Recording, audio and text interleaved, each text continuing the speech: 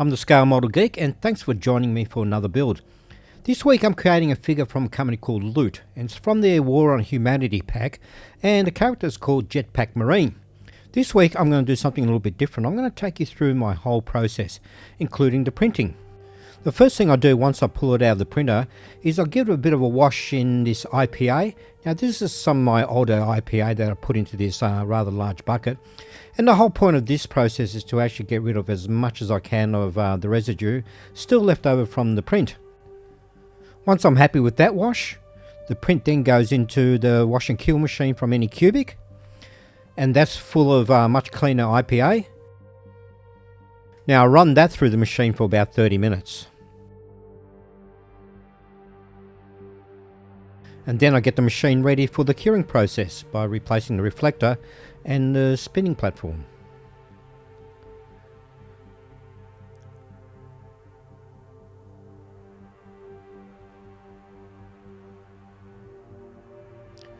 Now what I have in this smaller bucket is hot water. Not boiling water, but hot tap water.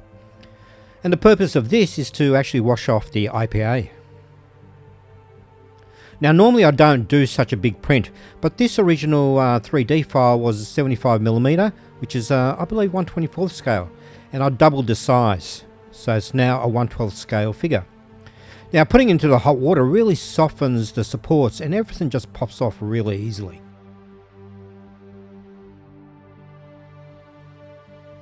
Now normally I'll leave the figure on the plate during the hot water process, but because this time around the figure was so big, I actually separated it from the build plate and then dipped it into the hot water. And I usually leave it in there for about 20 seconds, and you can see it just pops right off. The supports are really soft and they just break apart. And once I'm happy that I've got all the supports off, I then wash it in some warm soapy water. Give it a nice final wash, then into the curing machine, and usually for about 20 to 30 minutes. I'm really happy with the way this print came out. The detail's really crisp in it. Like I said earlier, this print is 200% larger than what it should be, but it still came out with some wonderful detail in it without being too heavy. Now I did get options with it, a couple of heads. My only gripe with this particular figure that, well, most figures that Loot actually do, is when they do the figures they do them in one piece. I would love to see them do like separate arms and separate pistols and that type of thing. Now the original figure actually came with its own base, but I want to do a custom base with this using some LEDs and a whole bunch of cotton wool and reproduce some hot flames coming out of the jetpack. To get the painting started, I need to give it a coat of black. Now the black's come up really well. I'm really happy with the coverage that I got. It's nice and even across the whole model. Just checking to make sure I've got it all in the recessed areas.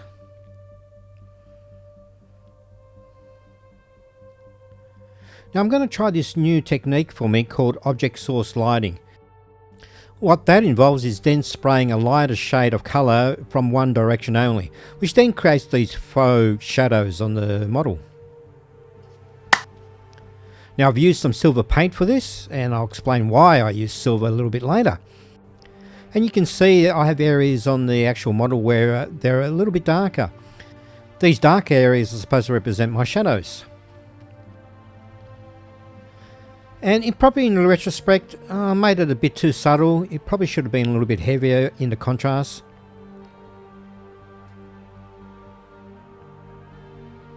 Now time to start blocking in some of the colours. Now I'm using this black. I'm going to use this for the areas in between the armour pieces. Just blocking in these colours gives me a fair idea which direction I'm going. Now quite frankly, I'm kind of just making this up as I go.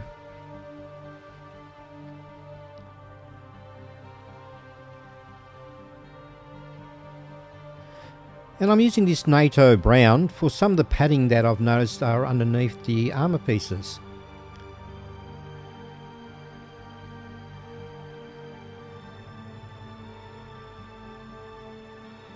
And then some of this dark sand for dry brushing.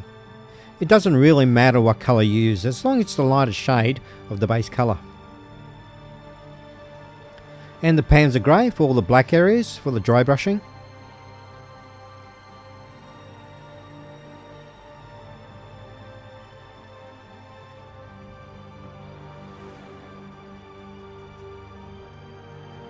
Now I'm using this gunmetal for some of the metal areas around the armour. Areas like the belt and also along the knee pads. And I'm just picking out areas that visually might make it look a bit more interesting. And the nozzles of the jetpack.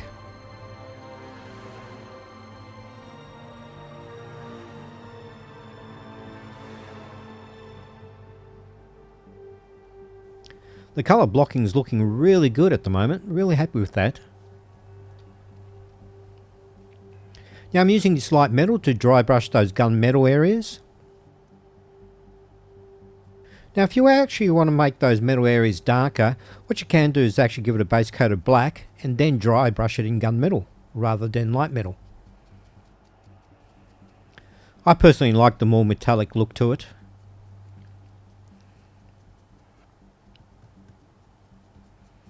And dry brushing with this light colour, it really pops out the detail.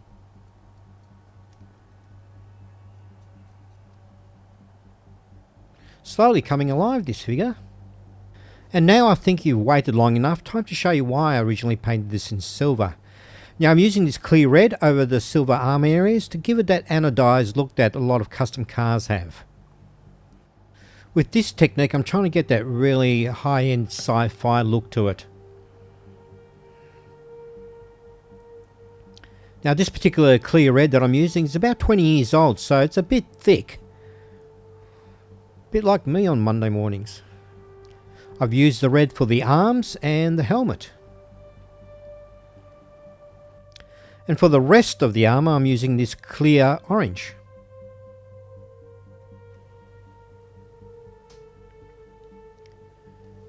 Now this pot of paint is much younger. I've only had it for a couple of months, so it flows on much easier. And how good does that look?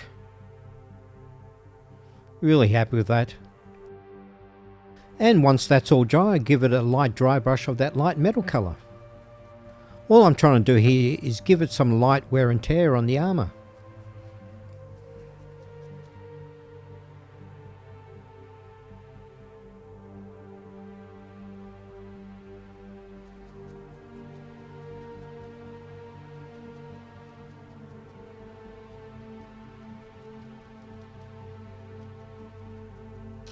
That helmet's looking really good.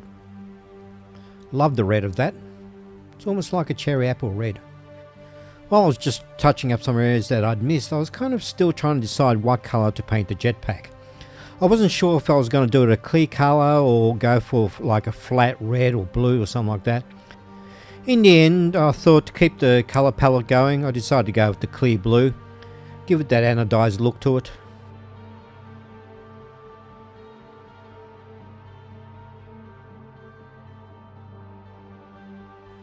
And I'm glad I made this choice, it actually looks really, really good. And once that was all dry, I gave it a dry brush of the light metal from Ammo.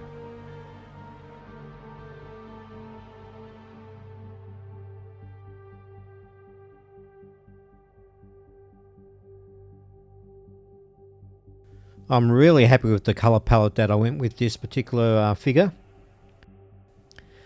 And to add even more detail to the paintwork, I'm using the Tamiya panel line accent colour. This is black and I'm just running it through the recessed areas. Hey, if you haven't subscribed yet, smash that like button and subscribe. Help me grow the channel and I can keep doing these little builds for you. This panel line stuff is fantastic. It's the bee's knees. It really pops out all the detail. I love using it. So simple to use and very, very effective.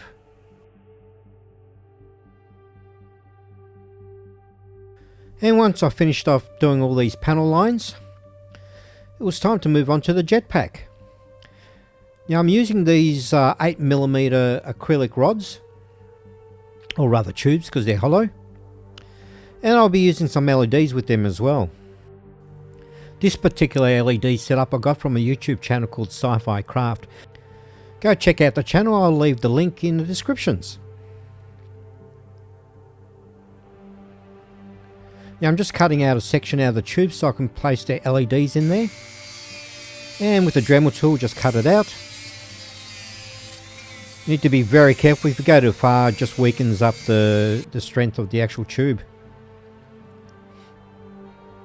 Now the top one is blue, the center one is yellow, and the bottom one is red.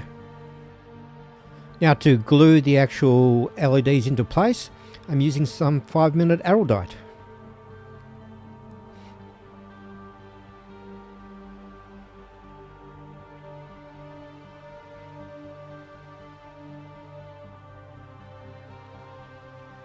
Now if you go to the SciFi Craft channel, as I mentioned a little bit earlier, he's got a great description on how to wire it all up. And there you go, look, it actually works. Really happy with the gradient of colours there. Now I'm just taping the wires into place while I work on it so they don't flop around too much. And back to the 5-minute Anodized to glue those struts into place. Now for the base, I'm using a 6x8 inch frame. It's just a picture frame, and on the bottom of it I will need to glue this piece of timber just to give it a bit more strength, because the masonite that they use for the backing is a bit thin.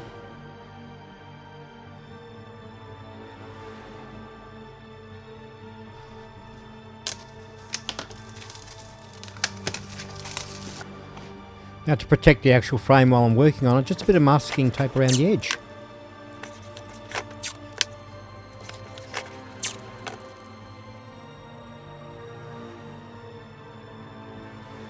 And once that's done, I can flip it over and remove the glass.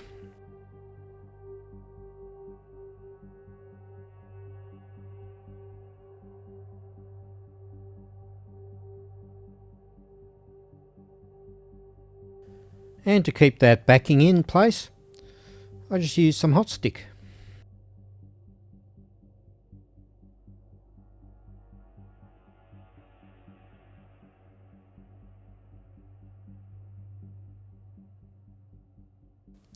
Now off camera, I actually screwed and glued the timber pieces into place and also wired up the little power input. Now if you want to see how I created that, go check out my Halo video. I've got a detailed description of how I did that. Now I'm just marking out the areas where I want to drill some holes so I can place those struts into place.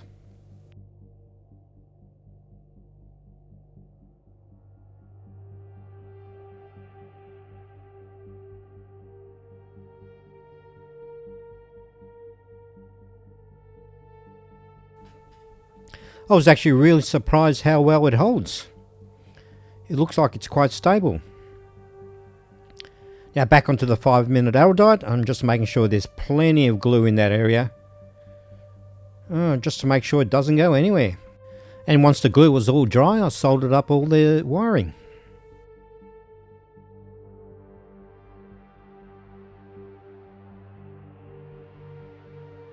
Now it's time to give the lighting a bit of a test to make sure everything's okay. And look at that, it is. I love that colour gradient that's happening in those LEDs.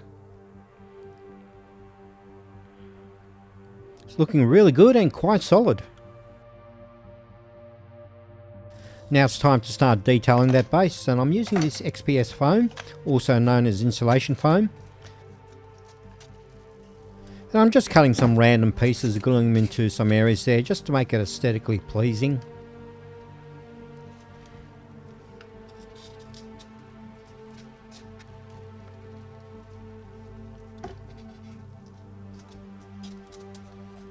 And to get away from that Minecraft look, I pulled out the hot knife and started shaping those foam blocks.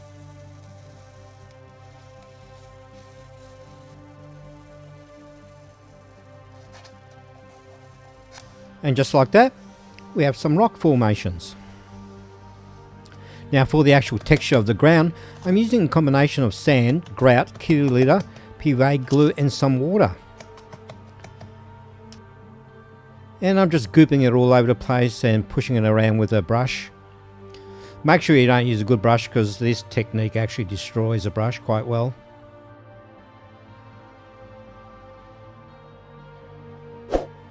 Oi you! Have you subscribed yet? Smash that like button, will ya? Thanks. I'm just sprinkling some debris all over the place, and I'm using some roots of a plant to represent roots of a plant.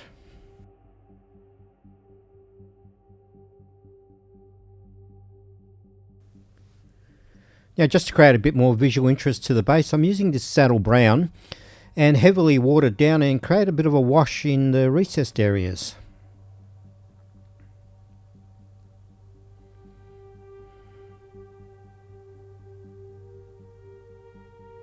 Once that's dry, I give it a really heavy dry brush of this earth.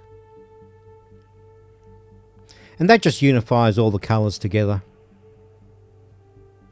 Now I'm using this pillow stuffing. It's synthetic, and this will be my smoke from the actual jetpack.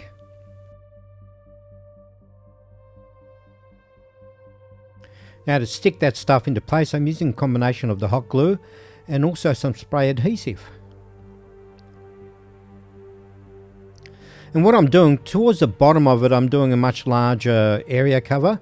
And then as I get closer to the jet nozzles, I'm thinning it out.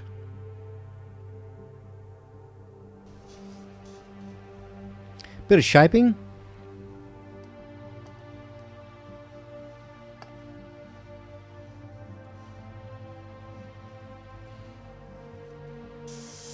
Here I'm just using the airbrush with some black paint in it to create some of the sooty areas of the smoke. And I'm kind of painting the outer edges of the smoke areas, or rather the cotton wool. Let's call it smoke.